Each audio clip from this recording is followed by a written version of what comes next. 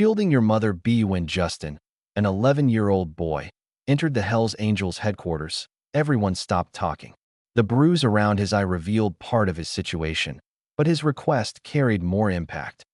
Could you act as my father for just one day? The events that followed would transform not only his existence, but an entire neighborhood. This tale explores the concept of chosen family and surprising individuals who step up when needed. The substantial entrance to the Hells Angels headquarters opened on a Tuesday during the afternoon hours, allowing golden sunshine to stream in along with an unexpected visitor, a child. Standing at the threshold was Justin, wearing a backpack slung over one shoulder and worn-out sneakers that no longer fit properly. All discussions ceased immediately. Pool games paused mid-play. The music volume decreased. 12 motorcycle club members fixed their attention on the young boy who had entered their space without invitation. Chapter President Robert placed his coffee cup down, his observant eyes, despite his graying facial hair, focusing on the child's features. At that moment, he noticed the purple contusion surrounding Justin's left eye, recent enough to still show reddish tinges at its perimeter. "Are you lost, son?" Ben questioned from his position in the corner, sounding more intrigued than hostile. Justin's throat moved as he swallowed nervously. His fingers gripped his backpack straps tightly. Robert momentarily expected the boy to flee. However, Justin composed himself, raising his head and speaking words that would emotionally impact every person present. "Would you serve as my father for a single day?" The quiet that ensued felt heavy with significance. The difficult childhoods these individuals had endured seemed to fill the space. Robert's gaze first met Tommy's, someone who had exited foster care alone.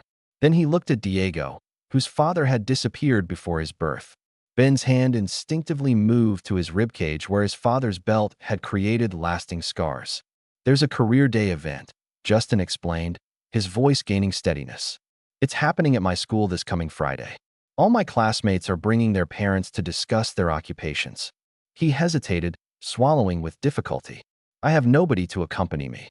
Robert rose gradually, his leather vest making creaking sounds. "Where are your parents?" he inquired.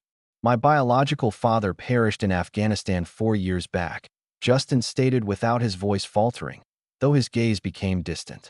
"As for my mother's current boyfriend." He paused, his fingers subconsciously touching his injured eye. "He wouldn't be suitable for career day." Diego approached closer, lowering himself to meet Justin's eye level. "That black eye, how did it happen?" "I fell from my bicycle." "Tell us the truth." Justin's pretense crumbled. "Dale, that's who my mom dates. He becomes furious when she's working. She takes double shifts at the medical facility, so she's frequently absent. Yesterday, I didn't remember to empty the garbage." His voice diminished to nearly a whisper. "He told me I was worthless, identical to my deceased father." The atmosphere in the space seemed to become 10 degrees colder. Ben's jaw tightened. Tommy's grip on his beer bottle turned his knuckles pale. Robert felt something protective and primal ignite within his chest. "What about your school situation?" Robert inquired gently. Justin released a laugh devoid of amusement. "There's this student named Nicholas. He and his group trap me daily. They label me orphan boy, shove me against lockers, and take my lunch." He looked downward at his footwear. "They discarded my father's military dog tags in the garbage last week. I had to search through trash to recover them." Robert recalled his own educational years, the hunger, the humiliation, the sensation that isolation could feel like suffocating on solid ground. He had made a commitment when joining this organization that he would prevent any other child from experiencing such powerlessness, provided he had the ability to intervene. "Why approach us?" Tommy questioned. "What made you think of the Hells Angels?" "Because nobody intimidates you," Justin responded, his eyes now bright and urgent. "Nicholas's father works as an important attorney. Nobody confronts them. But you individuals," he gestured throughout the room, "command everyone's respect. Everyone feels somewhat frightened of you. I believe that perhaps if you attended for just one day, they would stop bothering me. I would finally have someone supporting me." That final statement struck Robert forcefully. The bikers exchanged glances. Though no verbal communication occurred, complete conversations transpired through those looks. Each of them had once been Justin, frightened, isolated, desperately hoping someone would notice them. Robert reached his decision. "Friday, you mentioned?" Justin nodded. hope appearing on his features like dawn breaking. "What time does it start?" "9:30, in room 204. Robert addressed his fellow club members. "Who has Friday morning available?" Every hand rose simultaneously. "Very well," Robert said, looking back at Justin. For the first time in what appeared to be years, the child smiled. "We'll attend. Every one of us." Justin's eyes widened with disbelief. "Truly, absolutely. However, Justin," Robert's tone became serious. "This situation with Dale, is your mother aware?" The smile disappeared. "She experiences such exhaustion constantly. She labors intensely to maintain our household after Dad passed away. I don't wish to create additional difficulties for her. Why enduring abuse isn't honorable, son. It simply creates more suffering. I'm uncertain what alternative I have." Robert knelt down, positioning them at equal eye level. "You just accomplished it. You requested assistance. That requires more courage than most adults ever demonstrate." He placed his hand on Justin's shoulder. "We're going to address this situation. Career Day represents merely the start." As Justin departed, his backpack somehow feeling lighter, the clubhouse filled with subdued discussion. They had 4 days for preparation, 4 days to ensure one frightened child experienced what having 32 fathers present when it mattered felt like. Robert observed through the window as Justin walked away, noticing something significant. The boy's gait had changed, appearing stronger. His steps carried a quality they hadn't possessed before, not burden, but determination. Friday morning arrived with overcast skies threatening precipitation. Justin awakened at 5 o'clock, too nervous to continue sleeping. He had mentally reviewed Robert's commitment countless times, terrified it had been merely empty words. Adults made commitments. Adults failed to keep them. That's what his experience had taught him. He dressed with care in his sole button-down shirt, the one his mother had purchased for his father's funeral service. His fingers shook as he fastened the buttons. In the kitchen area, his mother kissed his forehead, observing he had barely consumed his cereal. "Important day, darling." "Yes, career day." She paused. "Justin, I apologize that I couldn't request time off from work. The hospital has insufficient staff." "That's fine, Mom. I arranged something." She examined his expression, detecting something different there, something resembling confidence. "Are you certain everything's acceptable?" "I'm certain."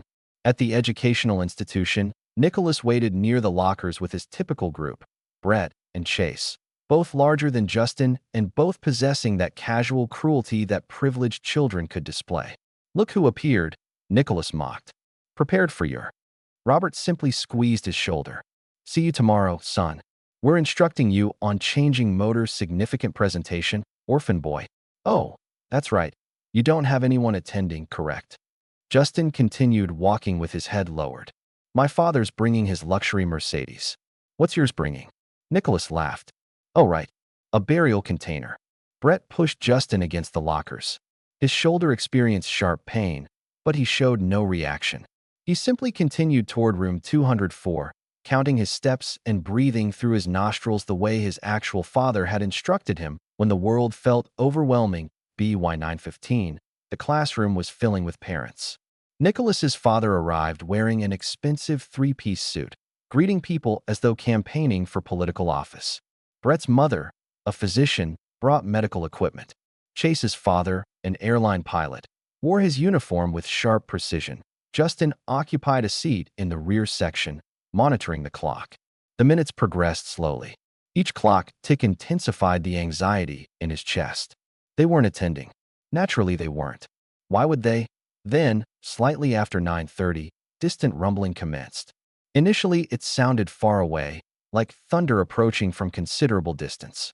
But it intensified until windows vibrated and conversations ceased. Everyone, students, educators, parents, hurried to observe outside. 32 motorcycles entered the school parking area in flawless formation. Chrome reflected light even beneath the gray skies. Engines produced synchronized harmonious sounds. The Hells Angels had arrived. Justin's heart nearly burst. They attended. They actually attended. Robert led the group, his motorcycle producing the loudest sound, his presence authoritative. They parked in a perfect V-shaped arrangement, shut off their engines at the same moment, and dismounted like a coordinated military team. Every jacket displayed the winged skull emblem. Every face showed the worn appearance of individuals who had survived their personal battles. Mrs. Peterson, the educator, stood motionless at her desk as the bikers entered her classroom. They appeared too large for the environment, too unrefined, too genuine.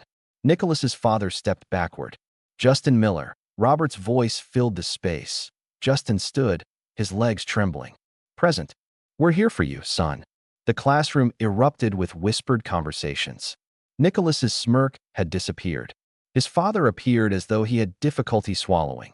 Robert addressed the class with the composed authority of someone experienced in leadership. Good morning, everyone. We represent the Hells Angels Motorcycle Club. Justin requested that we discuss our activities. So let's begin. He commenced our community initiatives, toy collection drives for pediatric hospitals, fundraising events for military veterans, protective escort services for abuse survivors attending court proceedings, and with fundamental information, motorcycle mechanics, the engineering principles behind them, the physics involving balance and force. Ben advanced and discussed they most individuals observe our patches and form assumptions, Ben stated. They believe we're lawbreakers. What brotherhood actually means is being present when it's important, particularly when circumstances are challenging. Then Miguel moved forward. He was more reserved than the others, his eyes carrying old emotional wounds. I matured in a household where affection resembled a clenched fist, he started. The room became silent. My father consumed alcohol excessively. He expressed rage violently. He convinced me I was worthless. By age 13, I was following the identical path, engaging in fights, committing theft, despising everyone including myself. Justin observed his classmates leaning forward with interest.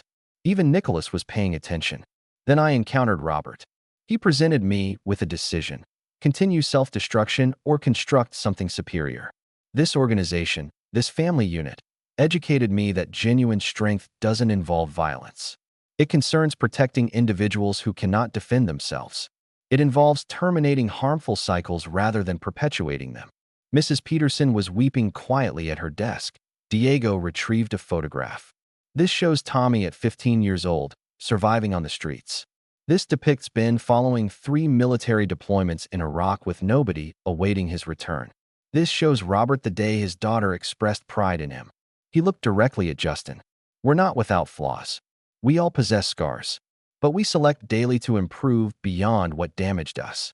Robert turned toward Justin. You requested that we serve as your father for one day. But here's the reality, son. Authentic family doesn't operate on schedules. You're permanently connected to us now. The entire class burst into applause. Brett was clapping. Chase appeared astonished. Nicholas sat immobile, something complex working across his features. Following the presentation, as parents exited, Nicholas's father approached Robert with a forced smile. Quite the performance. Robert met his gaze steadily.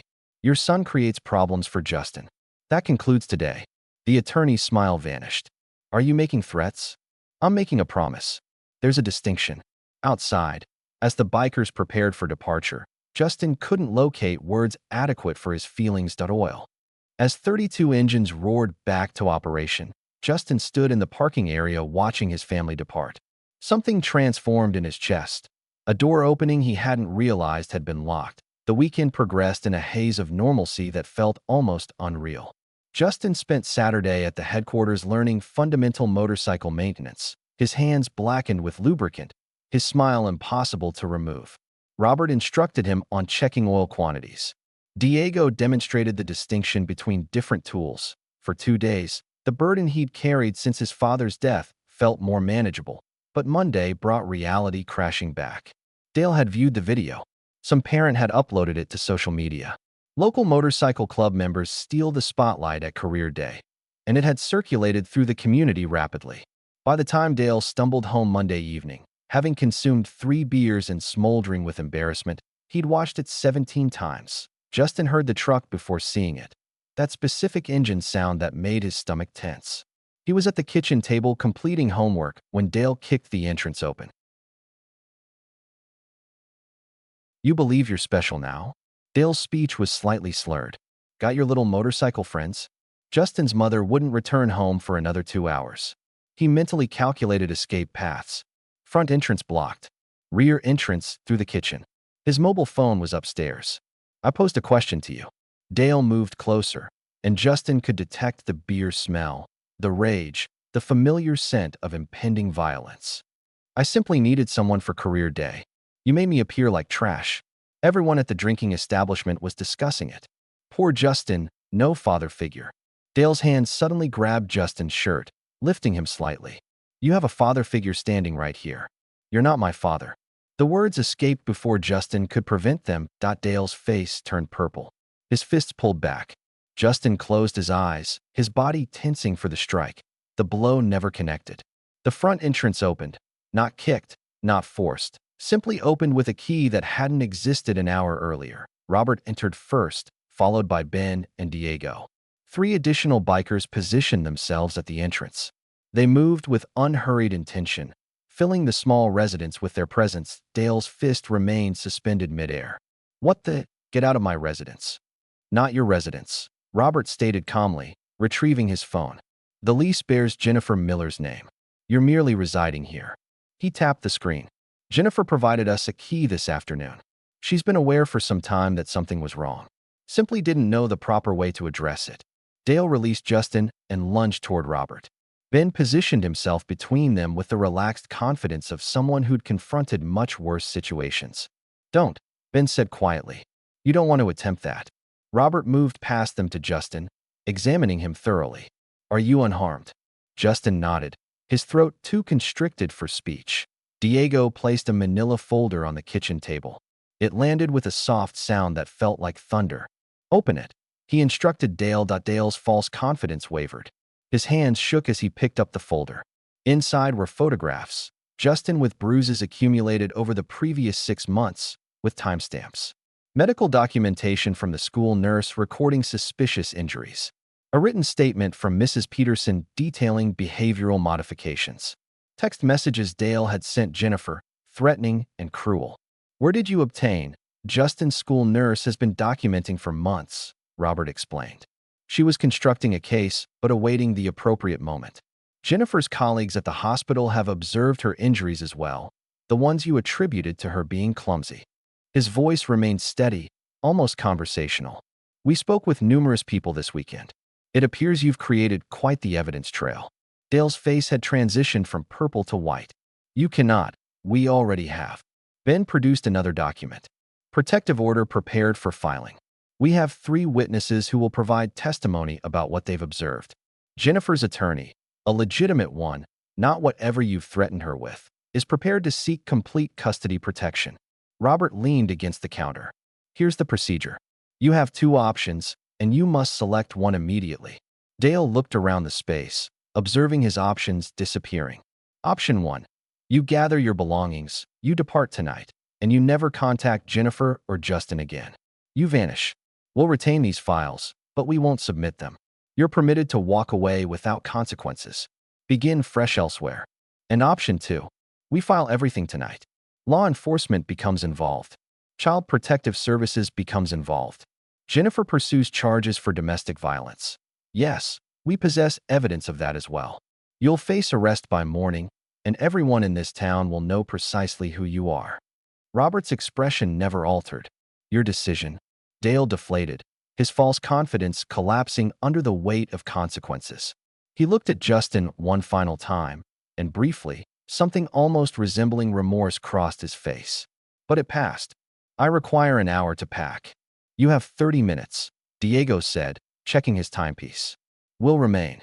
Less than 30 minutes later, Dale's truck departed the driveway, loaded with everything he possessed. The bikers had maintained silent observation as he loaded containers, ensuring he removed nothing belonging to Jennifer or Justin. The taillights vanished. Robert telephoned Jennifer. It's completed. He's departed. Justin's secure. When Jennifer arrived home 40 minutes later, she discovered her son sitting at the kitchen table, surrounded by 6 bikers consuming pizza they'd ordered. Her eyes went to Justin first, checking for new injuries and finding none, then to Robert. Is he genuinely gone? He won't return. We made that extremely clear. She collapsed into a chair as tears flowed, relief flooding through her like a dam breaking. Pure, overwhelming relief. Ben quietly moved a tissue box across the table. "Why?" she whispered. "Why would you do this for us?" Robert looked at Justin, then back at her. "Because someone needed to. And because that child was courageous enough to request help." That night, after the bikers departed, Justin lay in bed staring at the ceiling. The residence felt different, lighter. The air circulated through rooms that had been suffocating for years.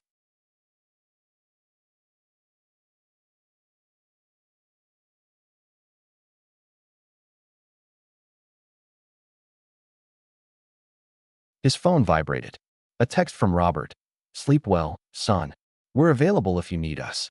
That night, Justin slept continuously until morning.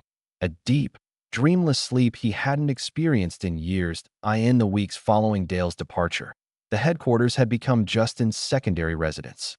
He appeared most afternoons, completing homework at the bar while bikers worked on engines. His academic performance improved. The bruises disappeared. His mother smiled more frequently, but Robert noticed something else. Nicholas had completely stopped bullying Justin. No more shoves, no insults, nothing. But the child appeared worse, quieter, withdrawn, with dark circles beneath his eyes that Robert recognized too clearly.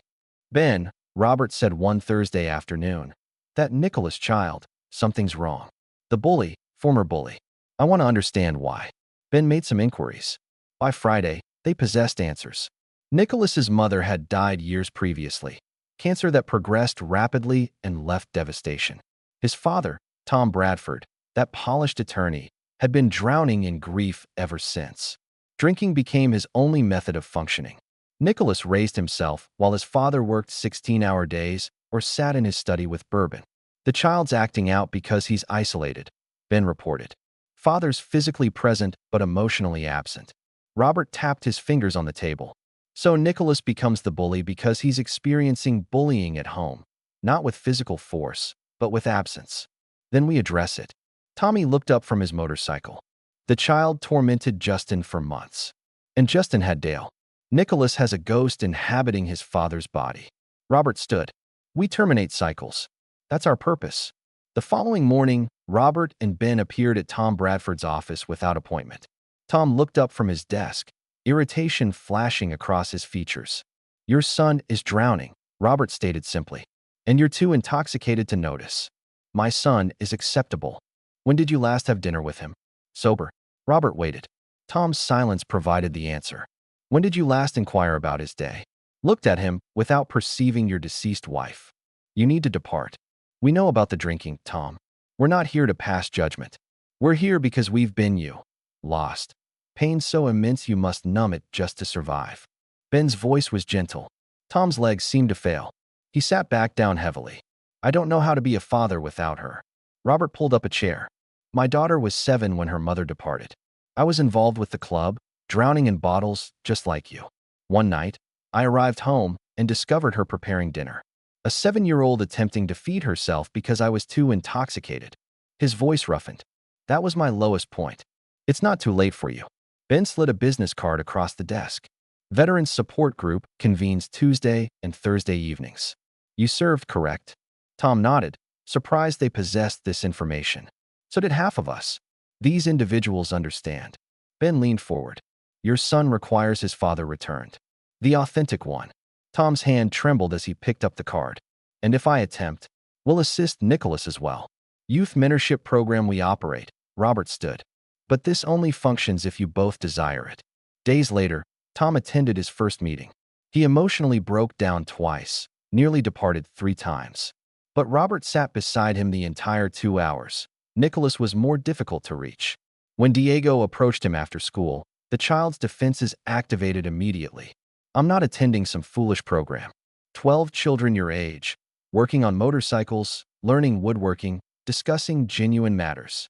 Diego crossed his arms. "And Justin attends." That stopped Nicholas cold. "Justin's in it. Once weekly. He's been constructing a bookshelf." Nicholas looked away, his jaw working. "I was terrible to him." "Yes, you were." Diego's expression softened. "Ask him yourself why he'd want you there." The confrontation occurred at the headquarters the following Saturday. Justin was sanding wood when Nicholas entered, escorted by Diego. The room became quiet. Justin stood gradually. They stared at each other across the workshop. I apologize, Nicholas's voice broke. For everything. The statements I made about your father, the locker incidents, the dog tags. I was angry at my own existence and directed it at you. Justin studied him for an extended moment. He'd learned something from Robert. Carrying hatred was heavier than releasing it. Your mother died, correct? Nicholas nodded. That's unfortunate. My father died as well. Justin set down the sandpaper. Do you want to assist me in finishing this bookshelf? I'm terrible at corners. Nicholas's eyes widened with surprise. Serious? Robert states we're superior at constructing things than destroying them. Might as well commence now. The years progressed one day at a time. Justin grew taller. His confidence solidified. Nicholas became his unexpected friend, both regular fixtures at the headquarters. Tom Bradford achieved sobriety and began coaching youth baseball. Jennifer Miller completed her nursing degree. Graduation day arrived with flawless sunshine. Justin stood at the podium in his cap and gown. In the third row sat his mother, beaming. Behind her, 32 bikers in leather vests stood against the rear wall. Everyone discusses family as though it's solely biology, Justin began. But I learned something different. Family consists of the people who appear when your world collapses. His eyes located Robert. Family is a group of bikers who responded to a desperate child's question and remained long after obligation ended. They educated me that strength doesn't concern intimidation. It concerns protection, that authentic men elevate others rather than diminishing them.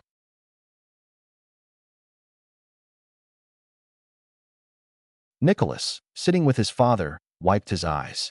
Tom Bradford, sober for 5 years presently, squeezed his son's shoulder. They'd traveled to the ceremony together, windows lowered, discussing college plans, small matters, the type of conversation he'd believed he'd lost permanently. So to everyone here, locate your people. Become someone's people. Appear. Remain. That's what's significant. Following the ceremony, Robert handed Justin a folded leather vest. The patch on the rear stated, Honorary Brother, Eternal Family. You earned this, Robert said. Justin pulled it on, and the bikers erupted in cheers, every single one of them. His mother embraced him tightly, whispering, Your father would experience such pride. Which one? Justin asked, grinning through tears. She laughed. All of them. Justin discovered family where he least anticipated it. And those bikers demonstrated that genuine strength involves knowing when to protect, not harm. What would you do if a child requested your assistance? Share your perspectives below. And if the story affected you, press that subscribe button because at Embrace the Journey, we believe everyone deserves someone who appears. See you in the subsequent story.